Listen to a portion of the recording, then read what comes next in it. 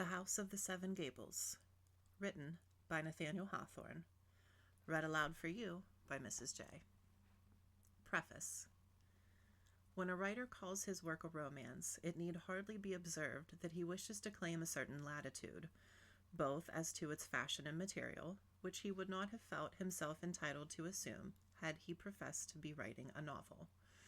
The latter form of composition is presumed to aim at a very minute fidelity, not merely to the possible, but to the probable and ordinary course of man's experience. The former, while, as a work of art, it must rigidly subject itself to laws, and while it sins unpardonably so far as it may swerve aside from the truth of the human heart, has fairly a right to present that truth under circumstances, to a great extent, of the writer's own choosing or creation. If he think fit, also, he may so manage his atmospherical medium as to bring out or mellow the lights and deepen and enrich the shadows of the picture.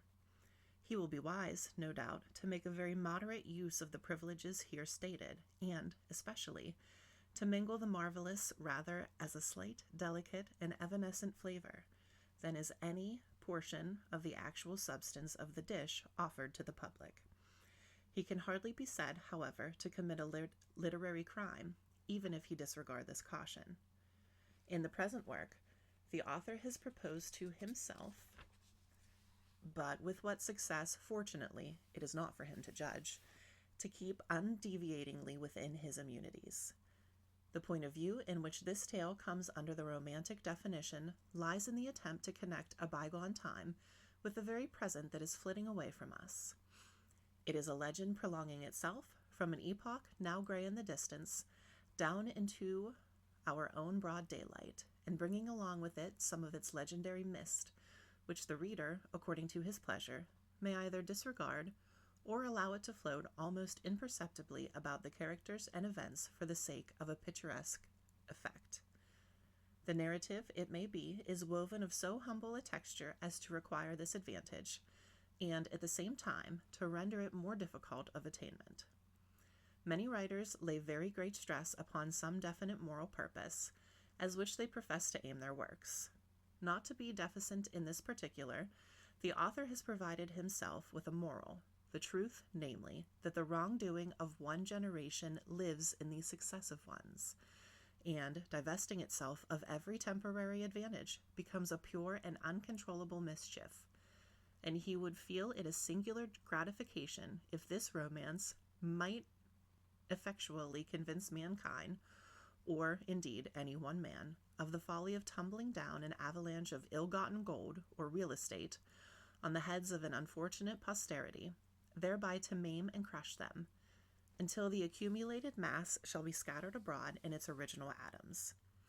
In good faith, however, he is not sufficiently imaginative to flatter himself with the slightest hope of this kind.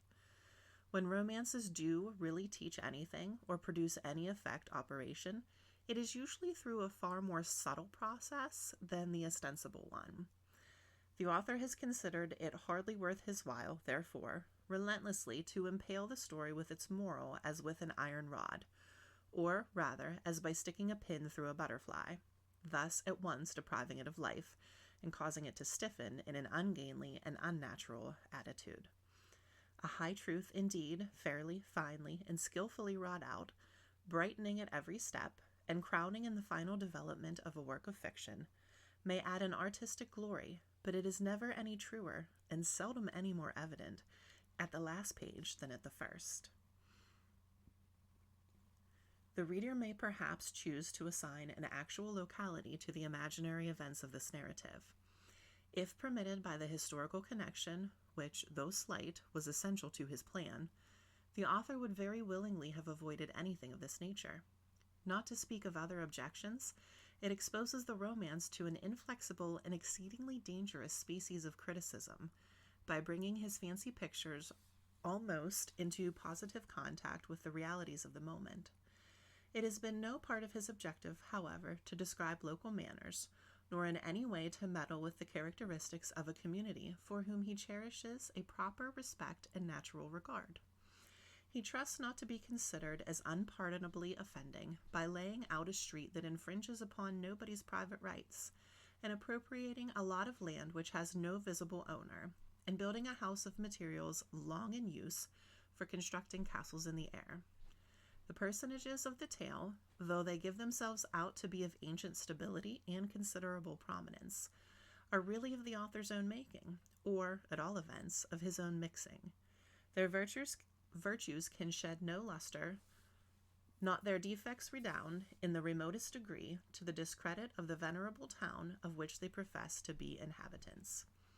He would be glad, therefore, if, especially in the quarter to which he alludes, the book may be read strictly as a romance, having a great deal more to do with the clouds overhead than with any portion of the actual soil in the county of Essex. Lenox, January 27, 1851.